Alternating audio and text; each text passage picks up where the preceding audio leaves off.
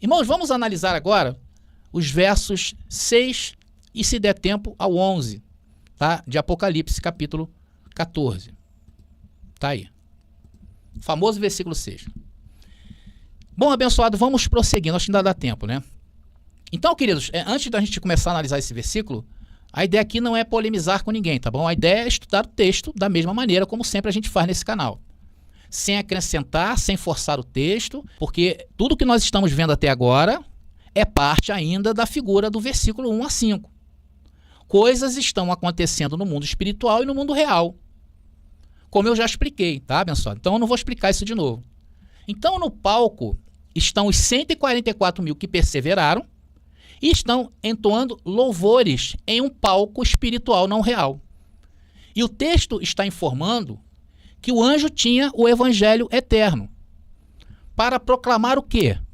A graça? Claro que não. As mensagens do sistema religioso que diz que isso ainda vai ocorrer? Claro que não. Esse anjo era preterista completo? Eu acho que ele é. Irmãos, salvo o tempo em que esse anjo anunciou e o tempo que nós anunciamos, que nós temos que separar aqui é isso, nós anunciamos que o juízo já ocorreu, tá? E esse anjo está anunciando que está ocorrendo. Essa é a diferença, porque não chamamos evangelho eterno. Tá bom? Estão entendendo? E por que, irmãos, é eterno? Porque, como eu disse, isso reverbera até os dias de hoje. Porque todos nós tivemos acesso ao mesmo tempo. Todos nós estamos sendo representados nesse palco pelos 144 mil.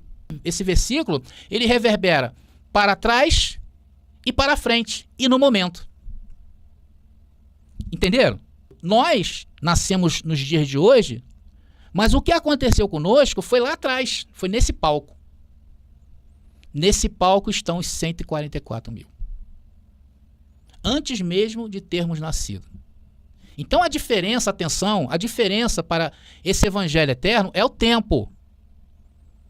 E antes do ano 70, nos tempos da vida de Jesus, esse evangelho do juízo ainda iria ocorrer. E era eterno? Sim. Por quê? Porque o que é eterno não tem fim de dias. E não é o evangelho. São os efeitos que são eternos. Porque evangelho, o evangelho, ele se traveste. As notícias novas se travestem. Mas o que está acontecendo nesse palco dos 144 mil é que é eterno, é simbólico. É todos nós representados nesse palco. Quanto ao evangelho eterno, como eu expliquei, ele é temporal por este motivo. Ele é eterno pelo que está sendo visto aí em Apocalipse, capítulo 14. Porque o evangelho, irmão, mais uma vez eu falo, o evangelho é boas novas. E hoje as boas novas, ela está no passado. Porém, ela nos reconecta com o presente. Deu para vocês entenderem? Olha, lá em Daniel, por exemplo, Daniel, vamos focar em Daniel. O evangelho, a notícia era que um dia haveria juízo de Deus sobre a cidade. Isaías diz que isso seria quando todo o povo estivesse morto. E isso era o evangelho. Sim, era boas novas naqueles dias. Mas aqui, nesse exato momento, que está acontecendo aqui em Apocalipse 14, é o presente. E ele continuaria, sim, sendo que sob uma perspectiva do passado. Por isso que a visão simbólica dos 144 mil representam todos os filhos de Deus reunidos em um só momento. É isso que estamos vendo em Apocalipse capítulo 14. Vocês estão entendendo, abençoado? Essa é a parte mais delicada dessa mensagem. Você pode estar se perguntando assim, mas André, existe uma expressão aí depois disso, né? Diz o quê? Toda a terra, toda nação e tribo e língua e povo. Será que, André, aí não está expressando que o juízo ainda não ocorreu? Porque envolve todos os povos? Não, irmãos. Isso não aponta para o mundo de hoje. Porque se for assim, teremos que dar as mãos aos irmãos futuristas. Isso aponta para os judeus do primeiro século, da diáspora, que vieram a Jerusalém durante os dias santos. Lembrando que quando aconteceu a invasão do exército romano em Jerusalém, estava havendo a festa de Páscoa. Eram dias de comemorações. Então vinha gente de toda a terra, vinha gente de toda a nação, vinha gente de todas as tribos. Por isso que essa expressão está aí.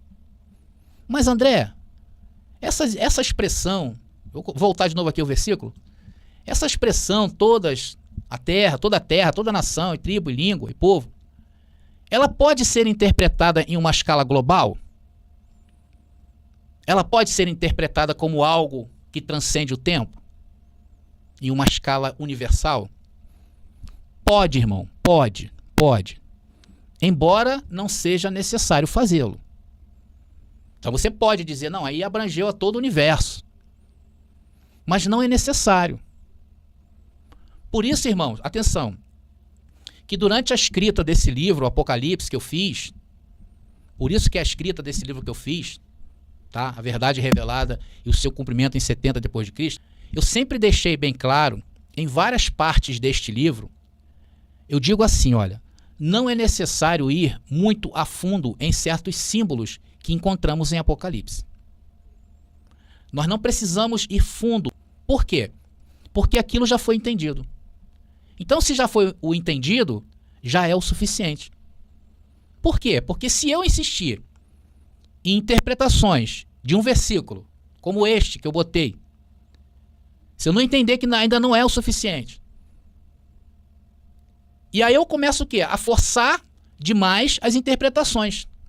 E quando eu forço demais uma interpretação, eu acabo me desviando do foco.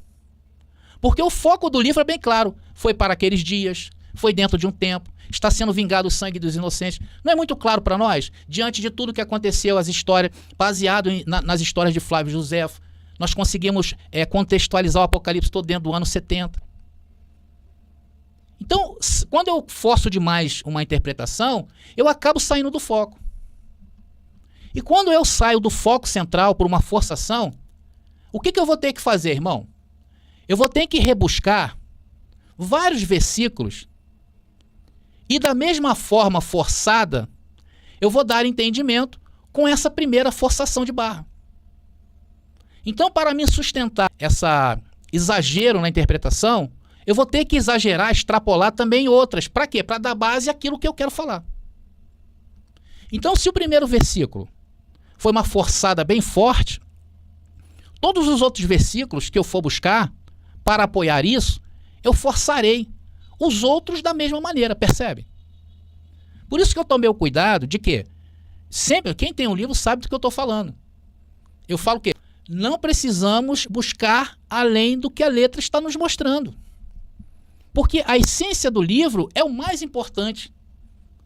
Não é uma parte ali que eu tirei e coloquei foco naquilo e comecei a ver e a pensar e a... Sabe por que nós não devemos forçar a barra aí, em cima de Apocalipse capítulo 14, versículo 6? Vou colocar de novo esse versículo, que é importante. Porque olha só, essa palavra do texto toda, atenção a essa parte, tá? Então essa palavra do texto toda, na Bíblia, atenção, todos ou todas, nem sempre significa todos ou todas. Vou repetir. Essa palavra toda, nem tudo é tudo, nem todos é todos, nem todas é todas. Vamos ver exemplos práticos disto na Bíblia. Por que nós não devemos forçar esse texto aí? Porque nem todas quer dizer todas. Vamos lá. Mateus capítulo 2, versículo 1 e 3. Vamos pegar aqui um exemplo bem prático, bem simples para a gente entender. Esse texto aí foi quando Jesus, nasceu lá na Judéia, em Belém, no tempo do rei Herodes. Quando veio alguns magos, isso acabou perturbando muita gente, principalmente Herodes. Então, no versículo 3, diz assim, olha, e o rei Herodes, ouvindo de Jesus, os magos adorando Jesus, trouxeram presente, perturbou-se, e toda Jerusalém com ele. Tá aí a palavra toda.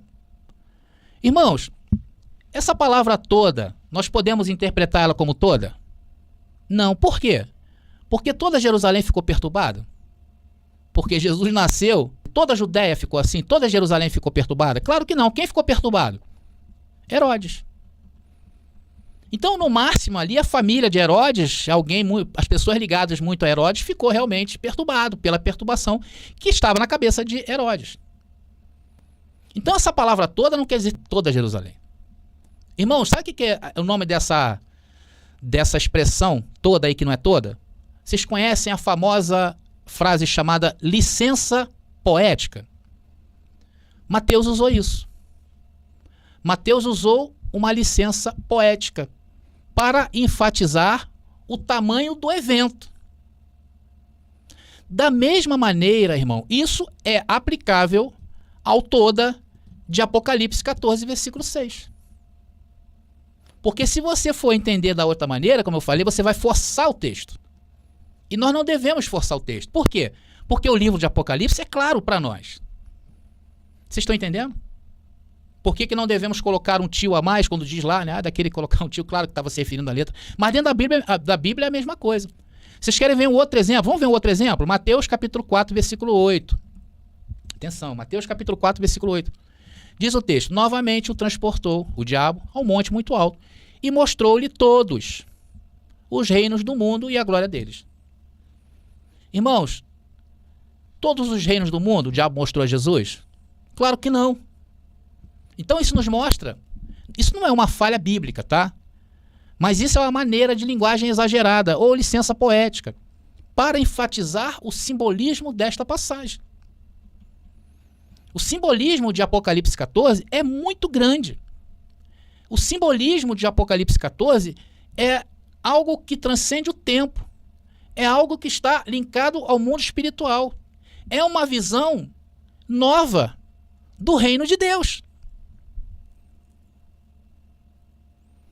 Depois vocês leiam também, irmãos, Mateus capítulo 10, versículo 22, tá? Também tem um outro exemplinho lá muito legal de todas, para vocês entenderem. Então, queridos, isso aí é usado em várias passagens, em várias partes da Bíblia. Irmãos, o livro Bíblia é altamente simbólico. Que se nós formos literalizar o simbolismo, ou forçá-los, vamos cair onde? No erro do sistema religioso. Quando a Bíblia se refere a toda a nação, nem sempre significa todas as nações do mundo, sem exceção. Olha só o que Paulo escreve. Vamos mais um exemplo. Colossenses capítulo 1, versículo 23. Olha o que Paulo escreve aqui, irmãos. Este é o evangelho que vocês ouviram e que foi pregado a toda criatura debaixo do céu. Pô, logo você, Paulo. Eu gostava tanto de você. Irmãos, ao afirmar que o evangelho foi pregado a toda criatura debaixo do céu, o autor, o que ele está fazendo? Ele está utilizando uma hipérbole, que é uma figura de linguagem, um exagero, para enfatizar o evangelho. Ali, Paulo estava antes do ano 70. Então, irmãos, se eu forçar muito esse texto aí, eu também posso dizer que o evangelho agora é o evangelho do céu. E a partir disso achar que eu achei o último biscoito. E aí eu forço esse texto aí que está aparecendo para vocês. Aí depois disso eu vou ter o quê? Que arrumar um monte de textos forçados para sustentar o meu evangelho do céu. Vocês estão percebendo a linguagem bíblica? Vocês estão percebendo por que a interpretação ela não pode ser forçada? Vocês estão entendendo que o símbolo, muitas passagens na Bíblia, atenção, muitas passagens na Bíblia está obscura. O que é a ordem? O que é a ordem fazer com textos obscuros? Procurarem textos paralelos mais claros para dar entendimento. E o que eu faço com aquele que é obscuro? Eu deixo ele lá. Porque se eu forçar, irmãos, se eu forçar o texto, aí é o problema. Depois vocês vejam outro exemplo também, Lucas capítulo 2, versículo 1. Diz que todo o mundo, né, lá em Lucas capítulo 2, versículo 1, diz que todo mundo foi escrito no censo ordenado pelo imperador Augusto. Mas será que todo mundo, irmão, foi escrito no censo do imperador Augusto? Ou é uma força de expressão? Ou é uma licença poética para mostrar a importância daquele evento? Então, irmãos, o que nós estamos fazendo aqui é ajustando as rotas. Cuidado com a interpretação excessiva. Cuidado com a interpretação rígida. Então, irmãos, como está claro, nestes toda a nação, vou colocar de novo Apocalipse capítulo 14, versículo 6, sem forçar a barra. Está aqui. Sem forçar a barra. Então é uma expressão que denota toda ou a maior parte da terra, conhecida ou habitada. Em outras palavras, provavelmente aponta para aquelas nações do mundo nas quais os judeus se estabeleceram como resultado da diáspora. Então, nesse período que está acontecendo o Apocalipse, todo o mundo judaico se convergia para Jerusalém durante os 3 principais feriados judaicos. Assim, irmãos, esse anjo que aparece no texto, ele poderia ter proclamado o evangelho em Jerusalém e pregado efetivamente para toda a nação, tribo, língua e povo. E, curiosamente, uma voz desencarnada foi ouvida durante esses feriados. Olha aí. Ah, André, seria essa a voz do anjo no versículo 6?